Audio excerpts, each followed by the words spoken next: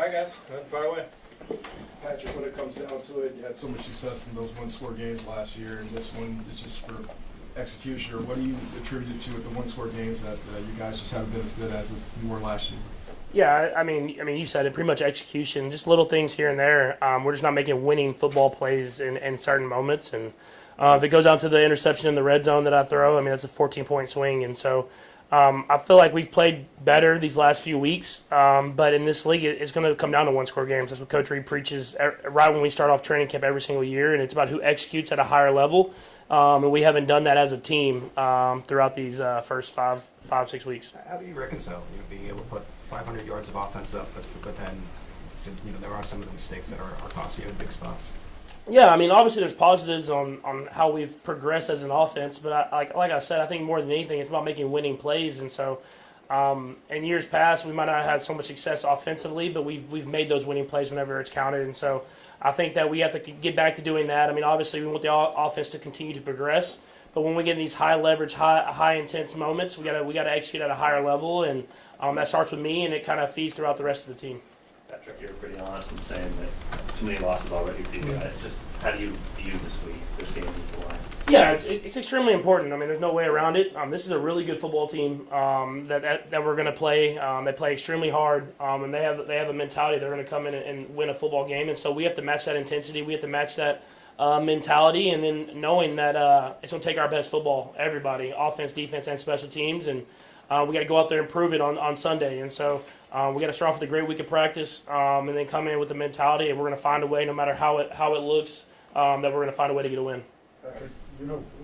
You said after the game that you got to find a way to make the tackle on that interception, or at least slow them up. Andy hadn't been willing to run you on the quarterback sneak. There are some quarterbacks that are told don't take part in that. Like, you're too valuable to let that happen. What does Andy tell you about when that happens, making a tackle? Is he telling you to get in there and get him, or is he telling you to get out of the way? He's never told me anything like that. But I mean, regardless, I'm a football player more than a quarterback, and I got to find a way to tackle the guy, or at least slow him down so other guys can get there. And playing that quarterback position after interceptions is, I mean, first off, it's your mistake, so you gotta find a way to limit the mistake, and then you're kind of in that safety type position where it's kind of you and then no one else, and so got to be better in that situation, obviously, and try to slow them down, get a hand on them or anything like that, just so someone else can get there and make that tackle and let our defense bail us out of a bad mistake.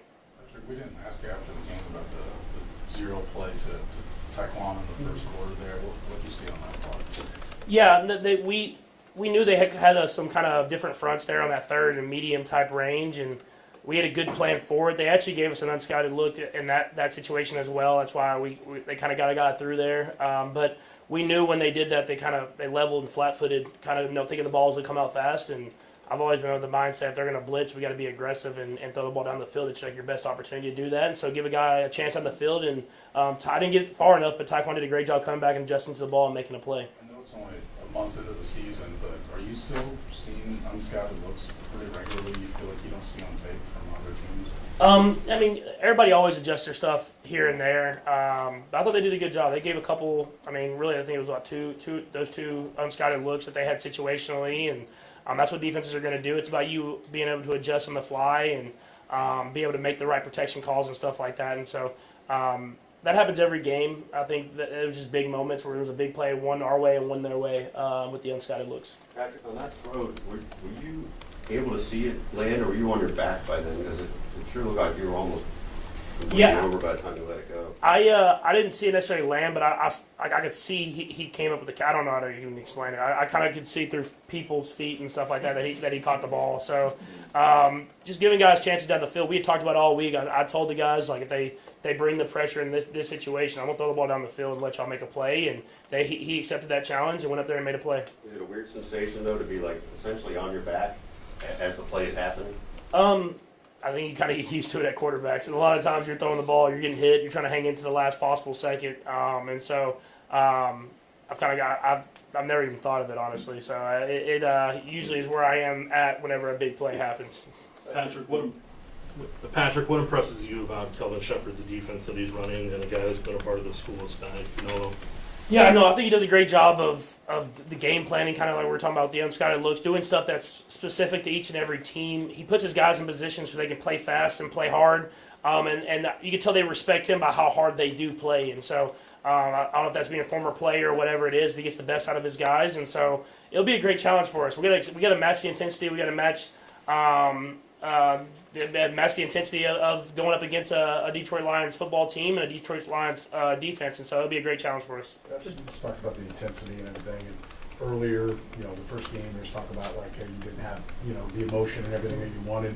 You had the best day for the running backs, today. They seem to have the intensity. How much did that carry forward, and how much did that drive the offense, at least the yardage success you guys had? Yeah, for sure. I mean, when we're able to run the ball like that, and then being able to play action and do bootlegs and stuff like that off of the run game, it really just opens up the entire offense. And I thought both those guys, all three of them, really ran really hard when they got the ball in their hands. And so it's just finding ways to put them in positions to succeed. And I thought the offensive line did a great job of, you could tell their chemistry, because pass blocking is one thing, but run blocking is a lot of chemistry and trading off blocking. You can tell that stuff's building with time and with more and more reps. And so I think it'll continue to get better and better as the season goes on, and that those guys will continue to have more and more success. Do you want to be this team's leading rusher?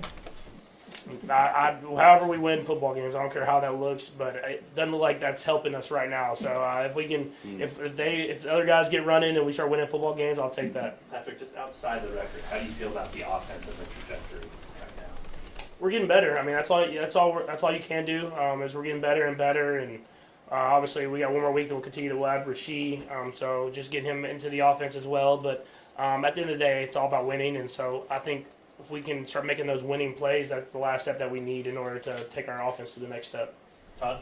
Patrick, you've basically grown up in this social media age, right? So after the game, I guess Chris deleted some of his social media because people didn't like the last play. Taekwon talked to us a couple weeks ago about when he was young and struggling. It was not good for him. How do you handle that? Do you have advice for younger players or anyone on the team on kind of how you deal with that during the year? Yeah, I mean it can be toxic for sure. I mean being on social media and seeing stuff, but I mean to me at the end of the day, I know who I am and I know the amount of work that I put in, and I can live with myself and live with the results. And so I feel like if you're putting in the work and you're doing whatever you can to leave everything on the football field, you can live with the results of a win-loss or whatever anyone has to say, because you know the type of effort that you're putting in every single day. And so stay off it as much as possible. And then if you are going to be on it, I would use it as motivation more than anything. Okay, thanks, Patrick. Thank you.